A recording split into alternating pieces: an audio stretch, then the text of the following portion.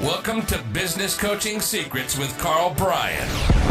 If you want to attract new high-end coaching clients, fill live events, and build a wildly profitable coaching practice where business owners pay, stay, and refer, you've come to the right place.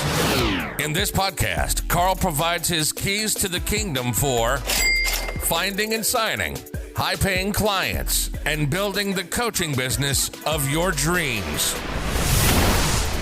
Here we go.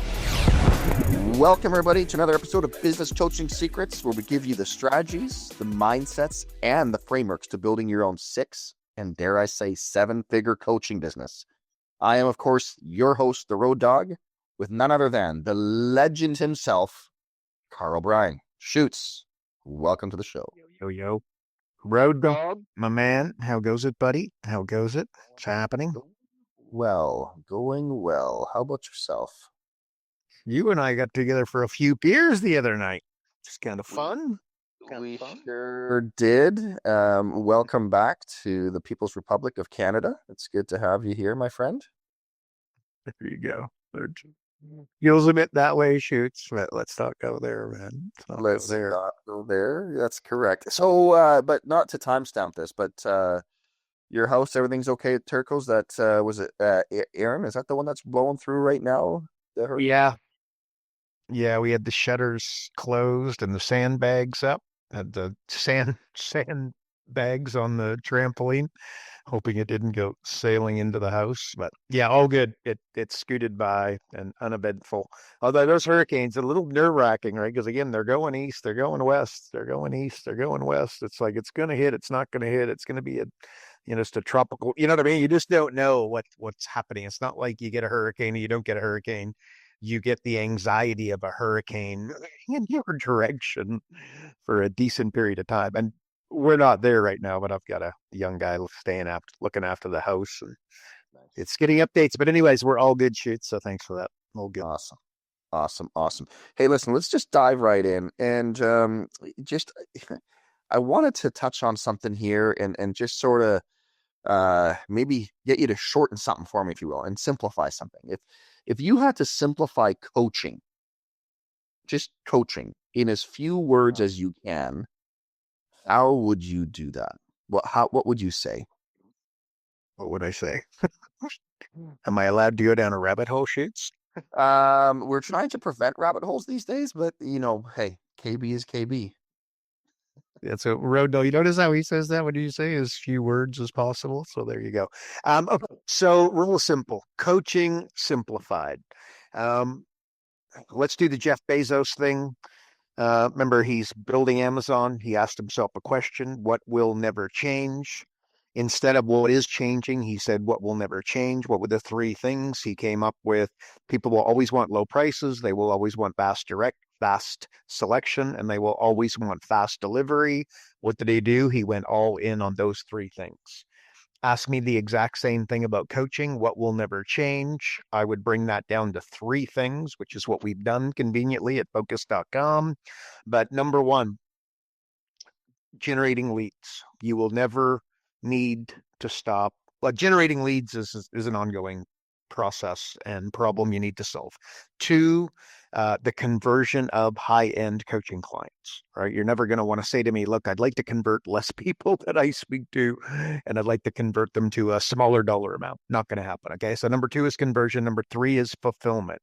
Now it's the fulfillment of the coaching.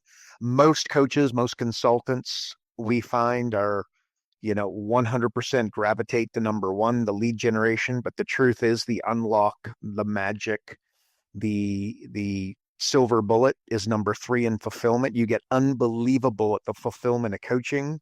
It's Robert Redford. What's the movie? Field of Dreams, build it and they will come. If you're unbelievable at the coaching, it's something you don't need to do the lead generation and you don't need to do the conversion, but a lot of it takes care of itself. It's like, Hormozi did like a big launch. I'm guessing you guys are going to be familiar with that. At the end of the day, it wasn't like some magical thing that he just did overnight. It was something that he built up over an extended, like multiple years of time And then bingo, bango, bongo, he did what he did, which was very impressive, which I think is somewhere in and around, depends on who you ask and what numbers you want to use. But he made about $100 million in 24 hours, or let's go 48 hours. Pretty impressive. But anyway, so three problems you got to solve. You got to solve lead gen, you got to solve conversion, you got to solve fulfillment. And what I always say is you don't need hundreds and hundreds and hundreds of leads. What you need is a powerful demonstration. Get really, really good at a demonstration, and you're going to need significantly less leads, significantly less people to speak to in order to convert and to get yourself to number three, which is the fulfillment of the coaching. Get great at that. If every client sent you 2 referrals, you would triple the size of your business. If every client sent your client 2 referrals, they would triple the size of their business. So that I would also then go the aggregation of marginal gains, which we talk about all the time. But remember, small incremental changes in multiple areas give a compounding financial return without the use of time. You got to make sure that no, you don't need to make sure of anything. But if you wanted to crush the fulfillment of coaching, what you do is you would concentrate on that. You rather than trying to hit grand slams, home runs, triples, or even doubles, you want to hit singles in multiple areas simultaneously, and then you get that compounding financial return. Without, again, the problem with compounding, it's amazing. Who doesn't compounding? Eighth wonder of the world, as many say, right? And there was some debate as to whether or not Einstein said that, but they say that he said it. Let's go with it. But the eighth wonder of the world, the problem with compounding is that it takes time. And I don't know about you, but the business owners that we deal with, that we sit with, what don't they have? And the answer is they don't have time. So anyway, so there's that. Shoots one more if I could. I won't go down the rabbit hole, but there's in my opening video, if you join focus.com, I tell the story about Mel Fisher, made a movie about the guy. He found $100 million treasure off the Florida Keys. And to sum it all up, he had 3 core beliefs. Otherwise, he would have never done it. And it took him 17 years, by the way, to find the $100 million treasure. But the magic is he did find it. And again, obviously, financially, very rewarding. Made a movie about the guy. But number 1 core belief is that it was there. Number 2 core belief was that he was the guy that was going to be able to find it. Number 3 core belief is that it is going to be worth it. Right. So then I'd parlay that into you and coaching and summing it up. It's 1, are the business owners out there? 2, are you the one that they're going to choose? And are you worthy of being chosen? And number 3, is it going to be worth it? And I can tell you from experience is that if you push over you get over the speed bump, ride up the hill, get to the mountaintop, and then notice that there's another damn mountaintop for you then to conquer, is that it is worth it. Because a successful business coach, a successful business consultant is effectively semi-retired for the rest of your life. For most people that I speak to, that sounds like an amazing undertaking. That sounds like an amazing option. That sounds like an amazing lifestyle. But you got to push through, and you got to create the framework where you can consistently have 5. I say 5 in the semi-retired world. Let's assume it's going to be 15 if you're going to be working real hard, and it'd be pretty amazing. But anyway, so 3 core beliefs. Are they there? Are you the one that they're going to choose? 3, is it going to be worth it? And from my experience, it's absolutely worth it, but you got to push through. To unlock all of that, you don't need hundreds and hundreds and hundreds of leads. You need a powerful demonstration. So, Shakes, that's my answer. How'd I do, bud? Well, it's what struck me there. You're talking about just the one comment about was it making 100 million or whatever. This reminded me like of this last weekend. Unless you're living under a rock, you knew that Alex Hormozi was doing his launch, and if it's not all over your algorithm, good for you. But it is all over my feed. Everybody has thoughts and opinions. So, I agree. If it's not all over your face feed, good for you, because it is all over mine. So yeah, keep going. And everybody has an opinion on it, right? It's pretty interesting. But I wanted to get your thoughts on it. Again, huge launch, world record, all that stuff. Like what are your I think the final number was just over 100 million or something like that he did. Yeah. Crazy. Okay. So my thoughts. First of all, the goat, right? I bow. That's it. It was not luck in any way. It was a deep understanding of psychology and frankly, a masterclass in the application um, what I'll call persuasion. He layered like influential frameworks in a presentation that was like so tight, so precise, mathematical, that he moved hundreds of thousands of people towards action. And again, made roughly, again, depends on who you want to ask or what numbers you want to use, but he made an ungodly amount of money in a short period of time. And let's call that $100 million in 24 to 48 hours. And by the way, though, this is not, get rich quick or the overnight success. This is like multiple years, let's assume 5 years in the making. And notwithstanding, he spent, and again, I'm not privy to inside stuff, but he spent like five to seven, let's call it $6 million on the event promoting it. And then, so in the event, like, so he opens it up. And, if you follow Tony Robbins at all, he'll talk about pattern interrupts. Well, he opens it up with a pattern interrupt in that he brings out the Guinness Book of World Record judge, rather than how do most people open up webinars with all the hoopla and the headline and how much money you're going to make, right? So in the first 10 minutes, he created so he brings the pattern interrupt of the Guinness Book of World Records, and everybody's like, what the hell is that about? And then he has 3 different levels of authority where he has one institutional. Okay, that's the Guinness Book of World Records. Then he's got expert status, and that's him doing, hundreds of millions of dollars of revenue. And, much of, huge percentage of that, or a good percentage of that profit. And then he had philanthropic, where it's like charity giving, right? And then what does he do? Then he moves into problem, right? 80% of businesses fail. I think he said 82, 83, whatever the number is. Number by my count is 90% ultimately fall over, but let's just go with 80% fall over, go with 80-20. He then moves into social proof, right? Like whatever it is, I don't know, 20,000, 25,000, 30,000 5-star reviews, something to that. He's got millions of followers, et cetera, et cetera, et cetera, right? Building up his social proof. Then he goes to solution. And what's the solution? That's his money models framework, right? And here's the best road dog. So then he's closing. And I'm laughing. I'm just laughing because it's just like mathematical, right? So then he closes and he goes free. What was it? Free plus optional donation. So with that, he eliminates the, purchase resistance. And then what he really did is he brought forward like positive social behavior decision making, right? Like you're giving a donation as opposed to, buying him his next condo. Anyway, and then he had scarcity, limited spots, countdown timers, left, right, and center. Again, like, why am I going through this? Like, did you have this? Do you have this? Is when you go put together a presentation, is this what you're thinking about? Are you thinking about persuasion step by step? And the answer is, there's a good chance the answer is no, because I've watched, lots and lots of presentations and it's, good training. But at the end of the day, the numbers, the conversion on the other end are not so great.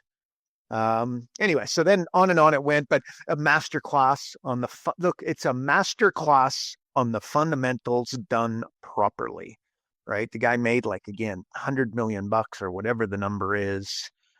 So amazing, full props to him, his wife, Layla, the team, to pretend. Okay. But I do need to say this, Shoots, right? But to pretend like he sold this many number of millions of books is pretty crazy, right? Like it's 200 books per person. So you spent $6,000 and then you got 200 books, right?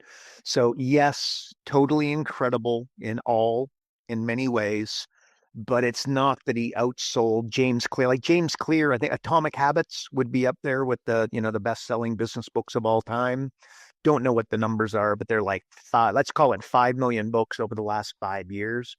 I don't know if that's right, but it's close. Like that's the frame, right? So to make out like this is the next J.K. Rowling and Harry Potter is a little bit of an exaggeration. But you know what? That's unbelievable. So that is props, not the opposite, right? You've got to get clever with your positioning and your closing. And he absolutely did that. Again, but he used, that social behavior decision making as opposed to purchase resistance by all of a sudden making it, free plus this optional donation. So anyways, your job, again, imitation. What would Steve Jobs say if he was here? He would want to see that. He would want to break it down. He would want to copy it, or not so much copy it, but he would certainly want a step-by-step rundown as to what he did. And then he would want to leverage it at the highest level, which is what I think you should do. But so for you, look, book your presentation. Get your, if Alex Hormozi, he's a pretty young guy, right? I don't know, he's not 35 yet. If this guy can make $100 million in a day, I'm pretty sure you can get 10 people in a room to do your presentation and then get 2 of those people to buy, right? But again, you got to start small like he did. He didn't just show up and make $100 million overnight. Again, this was years and years and years. So build up your credit, build up your reciprocity, build up your authority with your local audience or with your audience. Right. But Alex Hormozi, I want to be clear. This is the new 4-minute mile for the industry. I know John Reese, right? And what he did is $1 million a day. And that's what I was doing, more traditional internet marketing. And it's well sought after and, kind of mentioned in the same realm of the 4-minute mile. So $1 million in a day was absolutely huge. So the needle has now been moved very meaningfully. So there you go. So the new 4-minute mile, hats off. I again, take it, leverage it, use it as inspiration to go do something cool. That's my answer, Shoots. Well, there you go. So following that, how many books did you buy? Did you buy your 2? I am mark safe from buying no books from Alex Hormozi, but I'm sure I'll end up. I'm surprised. Somebody might have that didn't mark safe. That's good. Hey, this dude's well on his way, I would say, to being a billionaire. Is that something that you aspire to do as well, or where are you at with that? Are you wanting to be a billionaire, Shoots? What's your goal? Yeah. 100%. There was a time in my life where I would give you a very, very different answer than the one I'm giving you here. But the answer is definitively and absolutely 100% not. In fact, I'm mark safe from wanting to be a billionaire. I'll tell you this, Shoots, this, like, have you ever spoken to a billionaire?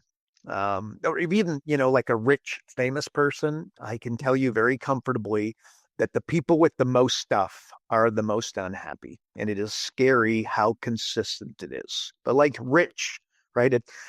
I think it sounds like the boats. It sounds like the Lambo. It sounds like tickets to the Yankees and the Cowboys and, the quote unquote stuff. What is rich? Let me tell you, in my opinion, that it's a loving family. It's a rich is a strong faith that you're proud of. It's waking up with a smile. It's working on something you find meaningful. It's having great friends, having great relationships. That is what rich is. And I can tell you very comfortably, again, there was a time in my life where that's not what I would be saying. And by the way, there's rich and wealthy, which I think in the interest of what we're, about here at Business Coaching Secrets and giving some good advice and giving what I think are really good frameworks that people can use for themselves, for their family, for their loved ones, and really importantly, for their clients. There's rich and wealthy. You really want to aim for wealthy, right? But wealthy, by the way, is a lot less than $1 billion, like a lot less. Remember, don't set a goal. I think you want to set a target. And then what you got to do is, I think what you do is you set the target and then you got to make sure you don't keep moving the goalposts. I think those are the individuals that tend to be a little bit not as happy as the others. And speaking of happy, I got this picture of Shaq. He went on to say, like, he's playing basketball and he's making whatever, $10 million a year, right? And that's when $10 million a year was an insane income.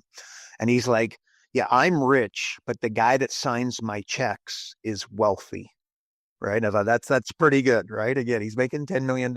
He's doing pretty well, but he's like, somebody's paying me this money. And by the way, not, you know, I think that parlays into Shaq if you understand his story and where he's at. I don't know where he's at financially, but he's well on his way to becoming a billionaire. He is a very accomplished businessman. And remember, when I say a billionaire in this day and age, that like the level of impressiveness, a million seconds is 11 days, and a billion seconds is 32 years. Right. So to be a billionaire, to compare a billionaire and a millionaire is like not, again, they're in very different. And then a trillion seconds, by the way, is something like 32,000 years. Just insane. Anyways, bottom line, I don't know, Richard, like when it's time to meet your maker, and again, it's going to happen for all of us. You're not going to look back and wish I bought more stuff. You're going to look back and wish what? You believed in yourself, that you took the chance, that you made the call, that you did the presentation, that you booked the presentation, that you practiced the presentation, that you got it right, that you demonstrated courage in the face of adversity, that you loved your friends and family and they loved you more, right? It's like, yeah, I said it a second ago, like you become a business coach and you push through and you again, let's face it, there's some adversity as you're going to be building up your business coaching career, assuming you're going to have a successful one. There's going to be some bumps in the road, right? But if you get there, you will be semi-retired for the rest of your life, right? So once you lock in that process, you get through the adversity, you push through, you demonstrate the courage to be able to get 5 clients and keep 5 clients. You can keep doing this stuff until you're 90 years old, right? There's not like a use by date. Like a realtor, once you hit a certain age, look, you kind of look silly showing up. You're selling high-end pharmaceuticals or you're in that realm. Look, once you hit a certain age, it's like, here are your papers, you're done, you're retired, you're out. As a business coach, you're never going to have, too little hair, too, gray of hair. You're never going to have, you know what I mean? Like there's no use by date. It's the exact opposite. As you get older, it becomes easier and you get paid more. Show me another industry where as you get older and as you get more experienced, you get paid significantly more and it becomes significantly easier. There's not going to be many industries that you can define like that. And business coaching, business consulting is absolutely one that does that. I was like Warren Buffett. At the end of the day, Warren Buffett is a business consultant. He provides time and money for businesses that he can influence positively, right? He's 90 plus years old. Charlie Munger, God bless him and may he rest in peace. He made it to 99. Again, he was a business consultant, business partners with Warren Buffett, right? But ultimately that's what they're doing. They're consulting businesses. They get paid a little bit differently than we do, but ultimately that's what they do. So anywho, that's what the happiest people have the most options, or certainly that's out there, right? But if you want to be happy, I think what you want to do is create options for yourself. It's the option to take the week off, the option to take the trip, the option to have lunch in the middle of the day with your kids or your grandkids or a friend or a family member or somebody that you care about. It's the option to drive your kids to school. It's the option to pick your kids up from school if that's what you choose to do. It's the option to take your kids to Disneyland while they're young enough to be able to enjoy it. I think that's pretty cool. Like those options, that's what I think you want to be working towards. And remember, so this is relevant here, I think, but not wanting something is the same as having it, right? So not wanting to be a billionaire would be the same thing as being a billionaire for the person who wanted it, right? So I will look personally, I don't want to be a billionaire. I want to impact a lot of people and I want to build something amazing. I want my software. I don't have contractors working on my software. I have full-time staff members working on my software. And I want to you want to have a great company. You want to have a great product. That's what Steve Jobs would say. I want to have a wonderful product. I want to have an amazing product that really moves business coaches, really moves business consultant, and more importantly, really moves business owners towards profitability. So money has been and will be the result of, creating successful products and creating successful services and having lots of clients that are happy and continue to pay and stick around for, years and even decades in our case. So with that, the goalpost is that's the goalpost right there, shoots. Remember, there's a saying which I love. I want them to know my name, but not my face. So there you go. Very different than maybe a Tony Robbins or a Grant Cardone. Um, yeah. I see this as I get older, Shoots, and I educate myself at a higher level. I get this weird paradox going on of the more that I learn, the more I realize how little I know. And I can tell you comfortably, like respect and status is something that drives a lot of people that listen to us here. The ultimate respect is not paid to those who make it. The ultimate respect is paid to those who make it and keep it. So those who made it and kept it. I think there's some magic in that, right? Again, you can get lucky and make it. You can't get lucky and keep it. A translation, watch your monthly burn, right? Working towards a billionaire or 100 million or 10 million, whatever the case may be for your individual situation. I got to tell you, more important than that is watch your monthly burn. You buy stuff, you end up with stuff. You want to buy appreciating assets that cash flow. Take your money there, and maybe one day you'll accomplish, wild financial goals. But again, wealth is accumulated. It's not earned. It is accumulated. Okay. So you buy assets, do not sell them. They appreciate over time. And this is where the Warren Buffetts and the Ray Dalios and the richest people of all time will tell you to, old money equals never sell. And I'll Shoots, I want to finish with this. The best definition of being wealthy that I have heard or that I know of is that you're wealthy when your passive income is above your monthly burn. That's wealth. Okay. So it's more of a percentage. It's more of a, like a relationship between those two more so than it is how much you make. Because there's a lot of people out there that make 500 grand, a million, even $2 million a year.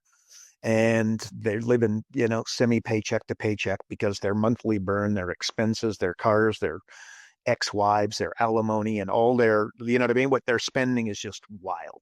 So Shoots, that's my answer, bud. Love it. Love it. But yeah, I've got kind of a weird question here. This came from the general mailbag, if you will, and just said my client is getting audited. Okay. They also say that the they're doing about 1.5 million gross revenue. And this is a first, but they're like, hey, should we just use ChatGPT and then represent themselves, or should they actually go and hire an accountant for help? Okay. So they're asking if they should use ChatGPT in the middle of an audit? Yeah. Yes. Okay. My answer, which hopefully is somewhat obvious, airplane crashes are caused by pilot error 90% of the time. Okay. Not mechanical issues. A bad audit outcome are similar. It is pilot error. I've been through multiple, more audits, frankly, than you can shake a stick at. Do not represent yourself. And if you're not an accountant, do not be the one to help your coaching client too closely when dealing with something like the IRS or the CRA in Canada, the ATO in Australia, etc. So, first things first, always tell the truth. An IRS, the IRS agent, let's call it, can ask you anything they want.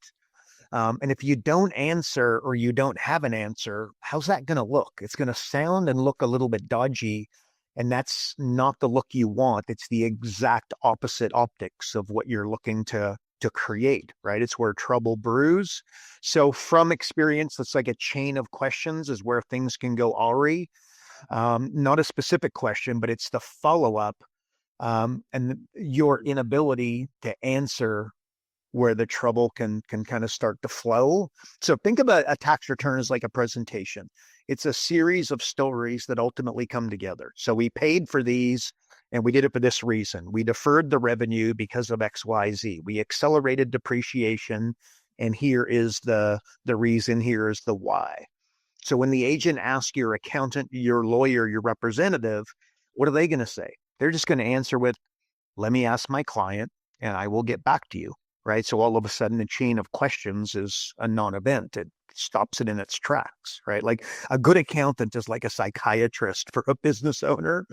It's very difficult for a business owner to deal with people like the IRS, right? So the answer is let your accountant, let your lawyer get your representative to handle it.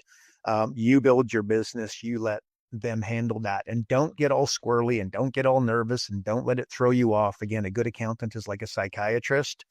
Don't get freaked out by it. And by the way, I pay my taxes and I pay them with honor.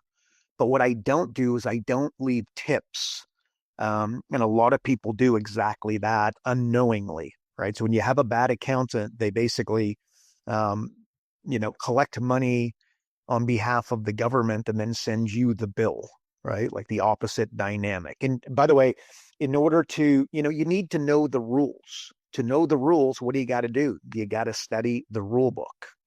Heard me say this 100 times if you follow the podcast, but like how much time have you spent studying tax and studying, not accounting, but like small business finance and just the basic, small business finance principles to be used in business. Which wrote a book on it, right? So the bottom line, this is what I'd be encourage you. But you get lucky and make it. You can't get lucky and keep it. That's all I'm gonna say about that, Shoots. Do not represent yourself. You use ChatGPT, and no doubt it can give you some really, really sound advice and guidance. But no, that's not the way to handle it in any way, shape, or form. There you go, Shoots. That's my answer. Well, and I'm going to ask you something that ChatGPT will never be able to provide, and that is Karl Bryan's moment of Zen. Zen. Yes. Give the crowd what it wants. Give the crowd what it wants. The results are in. All the polls indicate they all need a moment of Zen, and they all want to hear it from you, Shoots. So let's roll. And the feedback I hear is that and we both know that my Zen sucks. But anyways, what am I going to say? I think the billionaire thing, like people with money seldom have peace, right? In the words of a Buddhist monk, I said this recently, but goes, I don't want to be happy. I want to be at peace. I thought that was wow. It's like happiness is a moment to moment thing and debatably the wrong target, right? Peace is the better and more suitable target. A goal is something you can see and a target is something you can hit.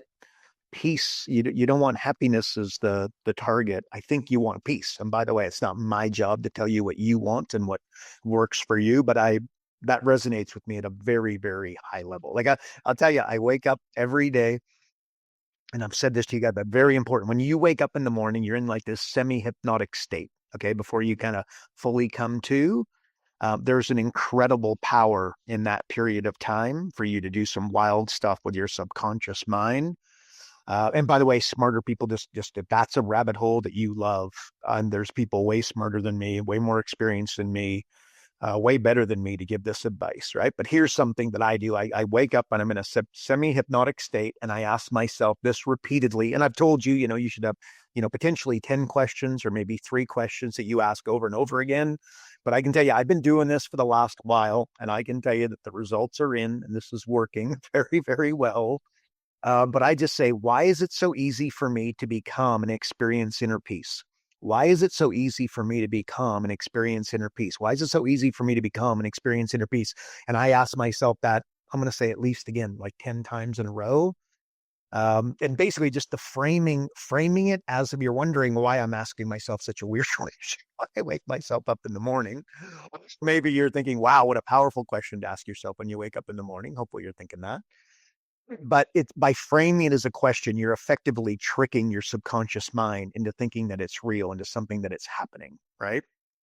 So anyway, there, I don't know, that's something that I would really, and by the way, it might be like, why is it so easy for me to get 10 people to my local event? Why is it so easy for me to get 10 people booked to my local event this week? Something like that might be the question you want to be asking. Why is it so easy for me to cold call? Why is it so easy for me to get coaching clients? Why is it so easy for me to hit my target of $25,000 a month with my coaching business, right? You ask yourself a question, very, very powerful. You know what? Maybe I'm wrong. Maybe I'm right. I think it's worth a crack. Another thing I remember speaking about, speaking and doing, but this, so a death meditation, right? It's many moons ago. It's basically like mindfulness of the death, right? It's a very powerful Buddhist practice of contemplating your death to manufacture appreciation and gratefulness in your life, right? So on that note, I've been exploring this thing called the dark retreat, which it's a silent retreat. I haven't done it, to be clear, right? But it's like a silent retreat, but in the dark.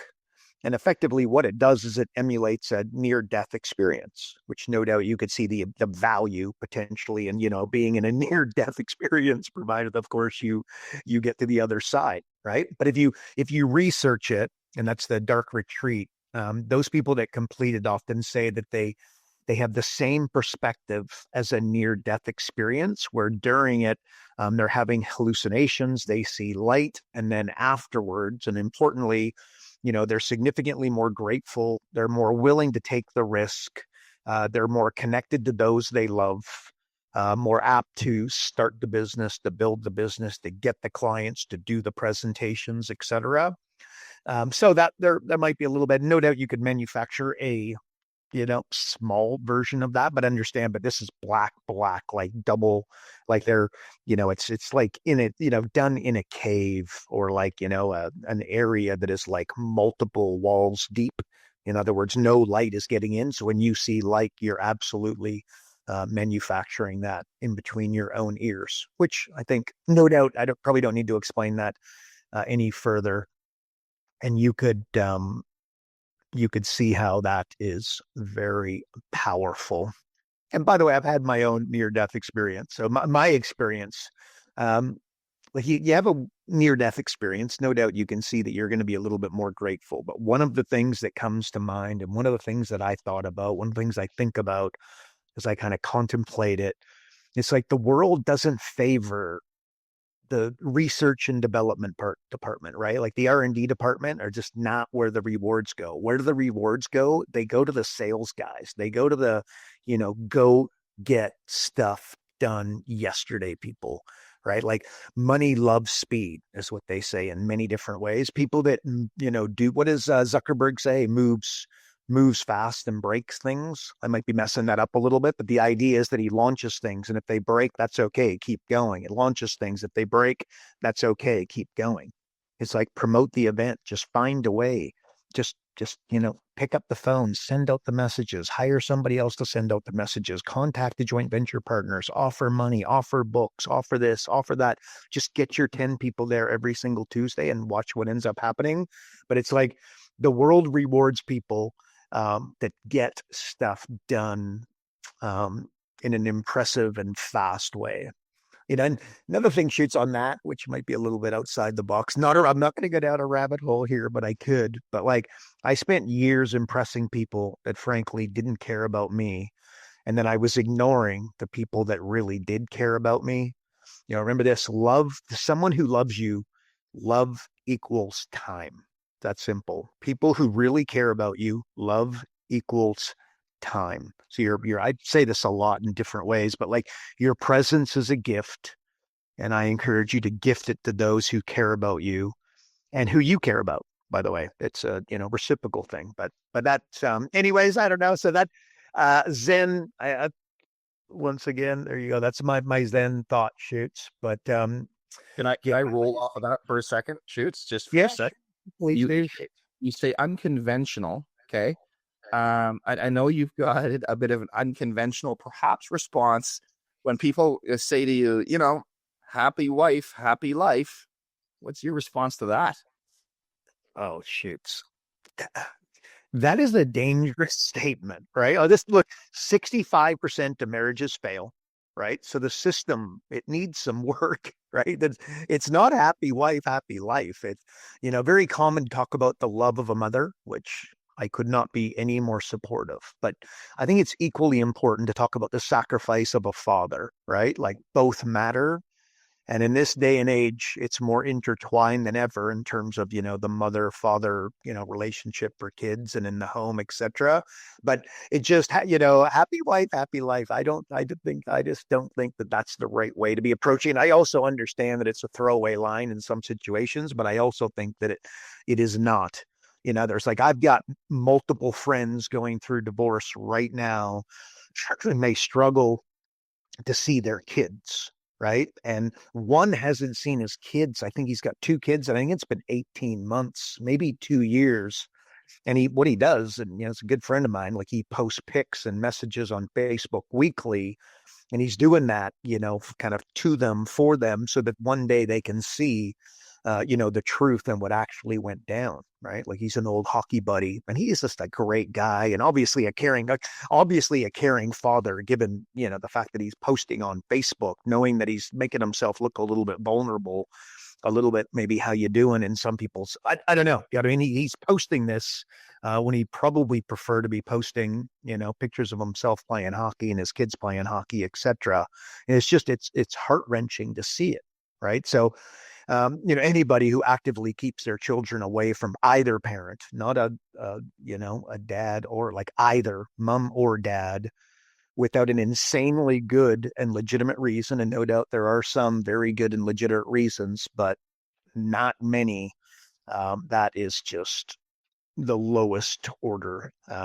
Anyway, so another thing people say that reminds me of, Shoots, is like my greatest achievement is my kids. I don't know. Like that's like giving away your power. Your kids, they look up and they want to look up to you. They want to respect you, right? As a man, as a woman. And that's my opinion, by the way, and I'm happy to be wrong. But you get that respect, you get that status from your children and your friends and family and people who love you and care about you and know you. But you get that through accomplishment and doing something meaningful, something purposeful, making a difference, right? Not when you just coddle your children and make them your only and primary focus. I don't know that is I don't know if that's the right approach, and I'm not pretending to be an expert in this area, but happy wife, happy life. I don't know that that's the right frame. And like a high-end psychiatrist, he told me like a parent's screensaver should not be, it shouldn't be the kids. It should be the husband, the wife, or the family dynamic, like a picture of the family, or it should be, your husband or your wife. That in an ideal world, the most important relationship you have is the one with your significant other. I've been with my wife for 20 years, and we've had some serious ups and downs, but no question, when I look at the ups, that is when I've had like the most impressive business accomplishments. And I don't think that, in fact, I'm positive that is not a coincidence. So again, it's like high tide rises all boats. When I'm feeling, you know what I mean? When my wife and I are like kicking butt and taking names and having, awesome dynamic, I find that other areas just naturally and organically go up. But Shoots, I don't know. I don't even know, but happy wife, happy life. I think that is the wrong frame, Shoots. That's my opinion, as is, my greatest achievement is my kids. I don't know if your greatest achievement is your kids, and then your kids' favorite, number one achievement is their kids, at what stage, like who's going to move the needle? Who's going to do something? Who's going to inspire everybody? I don't know. Maybe that's not necessary, but that's not my roadmap, Shoots. I don't know. There you go. How did I do? Can I ask you an off the cuff question? Yeah, please. What is the greatest legacy that you want to leave for Sage? Well, first of all, I don't want to be, what do I say? Proud to be her father. I want to be worthy to be her father. I think there's power in that, right? I want to be worthy. So the legacy that I want to leave, I want her to know that her dad made a difference. Like I'll give you, like, every year, like we do, business coaching mastery, we do a live event. And one of the things that I do is I bring my daughter up on stage, and she's got, I don't tell you, the first couple of times you could imagine she's nervous, very intimidating, lots of cameras, lots of light, big stage. The video, you could imagine it's an intimidating stage by any measure. And she get up there, she was pretty nervous. And you know what? She got a little bit better. Now she just owns it like big time. And then for her, school Christmas play, she was the lead in the entire Christmas play, right? So she was Willy Wonka in Willy Wonka and the Chocolate Factory. I have zero doubt in my mind that there's a correlation there where I've had her on stage many times. She's not scared of the big lights and the cameras. And then she managed to pull that off. And by the way, 78 lines. Thank you very much. And don't think that Dad wasn't practicing with her every single night, because I told her this is an honor to be chosen, but this is a responsibility now that we have to deliver. There's, because all the kids, all the parents, you can imagine the Christmas, dealio. There was lots of people there to watch. Like there's a responsibility because you want to put on a good show. If you're Willy Wonka and you don't do a bang up job, then the play's not going to be as good as it otherwise could be. And she took that on board and she knocked it out of the park. I'm so proud of her. But I want her to be proud that her dad did something. And what have I done? I built focused.com and, profit acceleration software, digital acceleration software. We got mental acceleration software, wealth acceleration software, kind of in the outer. AI has taken on a life around here. We're knee deep in AI and the integration and AI agents left, right, and center, being developed, being created, getting worked on.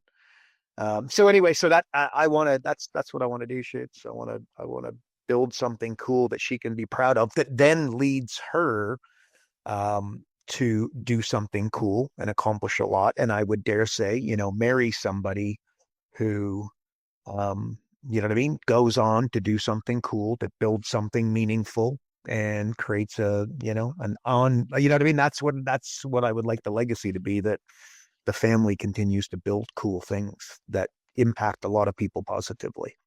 So Yeah, there you go. With that one. How about this one? What's the single biggest belief you want her to have that you have taught her? Well, this is good. Every morning I give her, I take her to school, which I love to do. I give her a hug. I say, look me in the eyes. And I say, I love you, with eye contact. And she says, I love you back. And then I say, look, and then, we give a little bit of a hug or a little bit of awkward, whatever. But this happens every single morning. And then I say, look at me. I guess she looks away because too much eye contact, right? Even between a dad and a father. And there's other people walking around, right? But we don't care. We do this every single morning. And I look her in the eyes and I say, you are amazing. And then she looks at me, and she often says, you are amazing back. But I give her a kiss and then she's off. So I want her to know that, what she says after and again, by the way, and I vary this she's 12 years old now. She gets a bit annoyed, but I always make her say, I am amazing. So I say, you are amazing in the morning, but then I get her saying that a lot. Like, I am amazing. I am gifted. I am organized. I am, I am deliberate in my actions, etc. So anyway, so I want her, I want her to have a legitimate belief within herself that she, in her own right, whatever that is, whether she goes on to make zillions of dollars, if she has 5 kids, if she has no kids, if she has 2 kids, if she has whatever, gets married, doesn't get married, that in her, the foundation is that she believes in herself and she truly does believe that she is amazing. I literally say that to her every single morning. So there you go, Shoots. How'd I do? Yeah, well, I thought it was awkward when I came over for the other night for a beer, and you looked me straight in the eyes and told me, you are amazing. I love you. That was really weird. It was really weird, Shoots. But good to see that you do that with stage too. So there you go. Anyways, on a serious note, though, let's close this out. Let's give our listeners the one thing. Everybody loves the one thing. So what's the one thing from this episode that people can take, implement into their life and into their business to take them to the next level? The thing, I think it just comes back to what we say so often. Like everything, just get inspired by, maybe what you saw. Somebody else makes X amount of money and X amount of hours, and just use that as inspiration for you to send out the email, make the call, get the joint venture, get the client. Just find a way, come hell or high water, to get your 5 clients systematically. Because by the way, if you get 5, you can get 50. And if you can get 50, you can get 500, right? But it starts with 1, by the way. So it doesn't start with 5, it starts with 1, but it'll assume that you're there.